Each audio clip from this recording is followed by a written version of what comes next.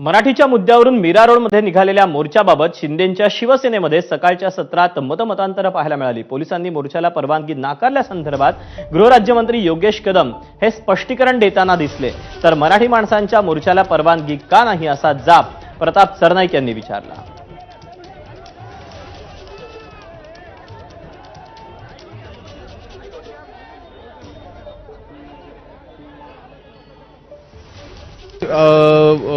मराठीच्या विषयाला घेऊन जे आंदोलन करते ह्यांना दुसऱ्याने असं आपण काहीही केलेलं नाही। मराठा एकीकरण समितीची लोक सगळे मराठी बांधव जर मीरा भाईंदर शहरातील मोर्चा काढत असतील तर त्या मोर्चाला सुद्धा जर तुम्हाला परवानगी देता येत नसेल तर शांतताप्रिय मार्गाने त्यांना करू द्या। पण रात्री बेरात्री कोणाच्याही घरात घुसून कार्यकर्त्यांना अटक करायची, अरेस्ट करायचे, त्यांना नोटिसेस काढायच्या, हे चुकीचं आहे। महायुतीचं सरकार आहे। आम्हाला गृह खात्यानं तर अशा प्रकारचे इन्स्ट्रक्शन पोलीस खात्याला बिलकुल दिलेलं नाही। असं असताना जर शहरातील वातावरण खराब करत असतील तर कुठल्या तरी एखाद्या राजकीय पक्षाला किंवा नेत्याला फायदा व्हावा यासाठी पोलीस हे कारवाई करतायत का असा प्रश्न सुद्धा निर्माण होतो।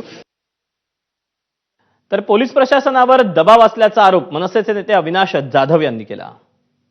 या मोर्चाच्या बाबतीमध्ये पोलीस प्रशासन आणि गृह खात्याचा दबाव होता। सकाळी ज्यावेळेला पोलीस माझ्या घरी आले त्यावेळेला जे कोणी संबंधित अधिकारी माझ्या घरी आलेले मी त्यांना विचारलं की साहेब मी मोर्चा मराठीसाठी काढतोय आणि मराठीसाठी ज्यावेळेला मी मोर्चा काढतोय त्यावेळेला अधिवेशन चालू आहे महाराष्ट्रात, सो याचा त्रास तुम्हाला होणार नाही आहे का? तर ते म्हणाले अविनाश मला हे सगळं माहिती आहे पण माझ्यावर खूप दबाव आहे मला इथनं घेऊन जाण्याच्या